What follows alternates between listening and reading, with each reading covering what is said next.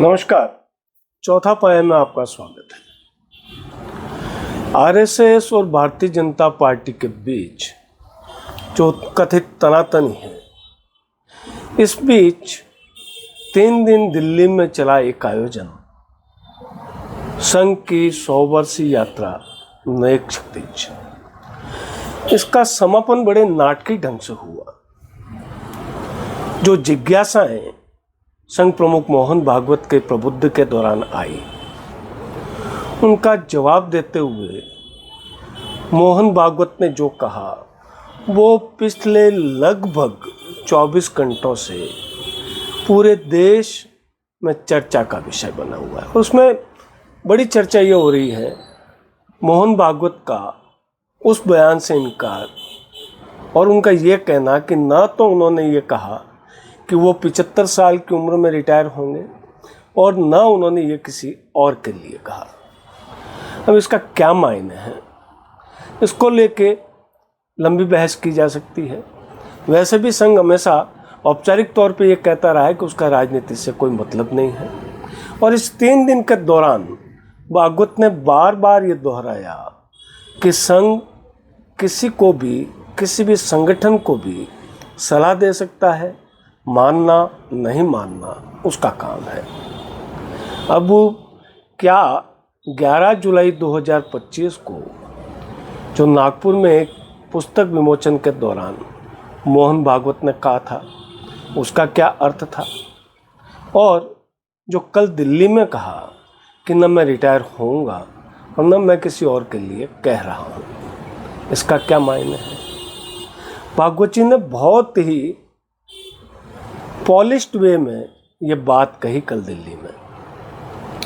उन्होंने ये कहा कि मैंने मोरोपंत पिंगले जी का उदाहरण दिया था कि जब वो 75 साल के हो गए तो उनको जब शॉल ओढ़ाने के बाद कुछ बोलने के लिए कहा गया तो वो बड़े विनोदी व्यक्ति थे, और उन्होंने ये कहा कि इस शॉल का मतलब ये होता है कि अब आप बाजू हटिए, हमें मौका दीजिए। भागवत जी ने फिर ये कहा कि उन्होंने पिंगले जी का वो बयान दोहराया है, लेकिन जब आप इसकी पूरी क्लिपिंग देखते हैं जो शायद आपने नहीं देखी होगी, तो उसमें वो ये कहते हैं कि संघ में आप किस उम्र के हैं ये मायने नहीं रखता। संघ में, याद कीजिएगा, संघ में आप किस उम्र के हैं ये मायने नहीं रखता।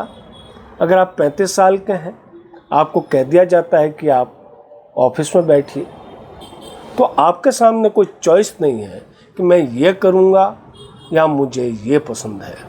और आज अगर मुझे 80 साल में कह दिया जाए कि आपको शाखा लगानी है तो मैं शाखा लगाऊंगा, मेरे पास में कोई ऑप्शन नहीं है। लेकिन ये बात संघ की हो रही है, लेकिन जो 75 साल की उम्र का पैमाना खुद नरेंद्र मोदी ने तय किया जब उन्होंने लाल कृष्ण आडवाणी, जो भारतीय जनता पार्टी के संस्थापक हैं, जनसंघ के संस्थापकों में रहे हैं, इसके अलावा प्रोफेसर मुरली मनोहर जोशी, यशवंत सिन्हा, जसवंत सिंह जसोल, सुमित्रा ताई महाजन, और भी कई नाम आप गिन सकते हैं जिनको सिर्फ इस बात पे राजनीति से दूर कर दिया गया कि आप 75 साल के हो गए हैं। लेकिन नरेंद्र मोदी का और उनके आसपास के जो कोटियार हैं, उनका कोई ऐसा मन नहीं है कि जब नरेंद्र मोदी 17 सितंबर जो आ रही है उस दिन 75 साल के होंगे, उस दिन वो वानप्रस्थ की ओर चले जाएंगे। क्योंकि भारतीय जनता पार्टी सनातन को मानने वाली पार्टी है। सनातन धर्म ये कहता है कि 75 साल की उम्र जो है वो वानप्रस्थ आश्रम की ओर जाने का इशारा करती है ताकि आप मोक्ष प्राप्त कर सकें। ये सनातन धर्म कहता है, मैं नहीं कह रहा हूँ। और भारतीय जनता पार्टी सनातन धर्म को मानती है। तो शायद यही वजह होगी कि 2014 में जब नरेंद्र मोदी ने ये नियम लागू किया, उस वक्त यही उनके मन में सोच होगी। लेकिन अब चूंकि वो खुद 75 के हो रहे हैं तो क्या करें। हालांकि नरेंद्र मोदी ने इस बारे में कुछ नहीं कहा है, लेकिन अमित शाह ये कह चुके हैं कि उम्र का पैमाना कहीं भारतीय जनता पार्टी के संविधान में नहीं लिखा है। सवाल वही है कि फिर आडवाणी और जो जसवंत सिंह जसवाल तो खुद चुनाव लड़ना चाहते थे, सुमित्रा महाजन जो चुनाव लड़ना चाहती थी, मुरली मनोहर जोशी जो चुनाव लड़ना चाहते थे, यशवंत सिन्हा जो चुनाव लड़ना चाहते थे, और आडवाणी जी भी इतना बूढ़े नहीं हुए कि चुनाव नहीं लड़ सकते थे। फिर 75 साल का हवाला दे के उनको चुनावी राजनीति से दूर कर दिया गया और मार्गदर्शक मंडल में बिठा दिया गया। आपकी बारी है। तो अब ये सोचना है, ये सिर्फ कयास है कि नरेंद्र मोदी क्या करेंगे क्या नहीं करेंगे।